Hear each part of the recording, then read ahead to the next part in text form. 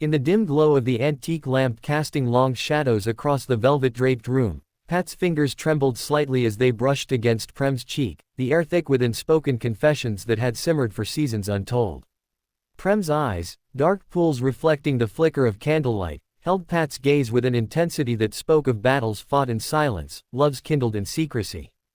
The world outside the heavy oak door faded into irrelevance. Here, in this sanctuary of silken whispered promises, time bent to their will. Pat's breath hitched, a soft exhale escaping her lips like a prayer long withheld. As she leaned closer, the scent of jasmine from Prem's hair mingling with the faint metallic tang of unresolved tension. "I've waited lifetimes for this moment," Pat murmured, her voice a velvet thread weaving through the quiet, each word laced with the poison of desire that had seeped into her veins. Prem's hand rose instinctively, cupping Pat's jaw, thumb tracing the curve where vulnerability met resolve, a touch that ignited sparks unseen yet felt in the marrow of their bones. The episode's title echoed in Pat's mind, "It's my girl," like a mantra against the encroaching darkness of doubt. Voice within, the inner chorus urging her forward, drowned out the cacophony of societal chains that bound them.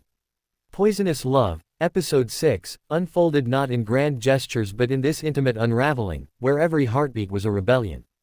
As their foreheads touched, a dam broke, tears welled in Prem's eyes, not of sorrow but of fierce possession, claiming Pat as hers in the only language they dared speak, touch. The room seemed to contract around them, walls breathing in rhythm with their quickened pulses, as if the house itself conspired to shield this fragile bloom from the storm beyond. Pat's lips parted, words forming on the precipice. "You're the voice that quiets my chaos," she whispered, sealing the vow with a gaze that promised eternities. Prem smiled then, a rare curve of lips that lit the shadows, her fingers threading into Pat's hair, pulling her infinitesimally closer.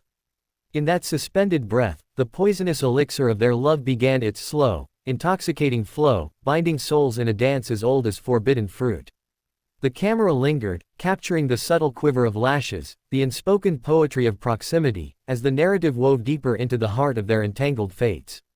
Outside, rain pattered against the panes, a symphony underscoring the thunder of emotions within, each drop a reminder of tears yet to fall, joys yet to claim. Pat's heart, a fortress cracked open, welcomed Prem's essence like rain to parched earth, nourishing roots that had withered in isolation. And so, the episode's core ignited, a spark in the velvet night, promising tempests and tranquil seas in equal measure for these two warriors of the heart. Dawn crept through the lace curtains like a hesitant lover, painting Prem's sleeping form in hues of rose and gold, her braid loosened across the pillow in careless abandon that belied the steel within her spirit. Pat watched from the armchair, knees drawn to chest, a sentinel in the hush of morning, replaying the night's revelations like a cherished reel in her mind's private theater. The weight of Episode 6 pressed upon her, poisonous love's insidious creep, where affection twisted into obsession, yet in Prem's case, it bloomed as salvation. "It's my girl," Pat breathed to the empty air, the words a talisman against the ghosts of past betrayals that clawed at her edges. Voice within, that insistent murmur, had guided her hand last eve, urging surrender to the pull that defied reason. Now, as birdsong pierced the veil of night, doubt slithered in, a serpent in the garden of their nascent peace. Prem stirred, eyelids fluttering like moth wings against the light, her hand seeking blindly until it found Pat's, fingers interlacing in sleep's trusting grip. The touch anchored Pat, pulling her from the abyss of overthought, reminding her that love's poison could heal as deftly as it harmed. She rose then, padding silently to the bedside, kneeling to press a feather-light kiss to Prem's temple, inhaling the warmth that chased away winter's chill. "Wake to me," Pat willed silently, her own voice within a crescendo of need. Prem's eyes opened, hazy with dreams not fully shed, locking onto Pat's with immediate clarity, a smile dawning slow and sweet. "You stayed," Prem whispered, surprise mingling with gratitude, as if Pat's presence was a miracle conjured from ether. "Where else would I go?" Pat replied, climbing onto the bed, curling into the curve of Prem's body like a puzzle piece long lost. They lay entwined, breaths sinking in lazy harmony, the world reduced to the symphony of heartbeats and the faint rustle of sheets. Conversations flowed then, not of grand declarations but of mundane dreams. Coffee black with a hint of cinnamon, walks under starlit skies unmarred by prying eyes. Yet beneath the surface, the episode's undercurrent surged, the poisonous tendrils of external judgments, family expectations that loomed like storm clouds on the horizon. Prem's fingers traced idle patterns on Pat's arm, each swirl a map to hidden territories of the soul. Promise me, Prem said suddenly, voice threaded with vulnerability, that this isn't just a dream I'll wake from alone. Pat turned, cupping Prem's face, mirroring the gesture from the night before. It's real, my girl. As real as the voice that calls me home to you.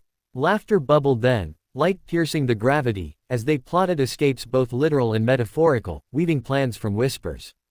The morning unfolded in languid grace, a brief reprieve in the saga's relentless arc, where love's voice drowned out the poisons vying for dominance. Midday sun filtered through the greenhouse's glass panes, turning the air into a humid embrace that clung to skin like unspoken regrets, as Pat and Prem wandered the labyrinth of ferns and orchids, hands brushing in accidental on-purpose grazes. Episode 6. A midpoint twist loomed, a revelation that would test the fragility of their bond, but for now, they savored the interlude, fingers laced with soil from transplanted blooms symbolizing their own uprooted lives. Remember the first time I saw you? Prem asked, pausing by a cascade of ivy, her voice a melody over the hum of bees. Pat nodded, memory flooding back, a crowded gallery, Prem's laughter cutting through the din like sunlight through fog. You were untouchable, a storm in silk, Pat confessed, plucking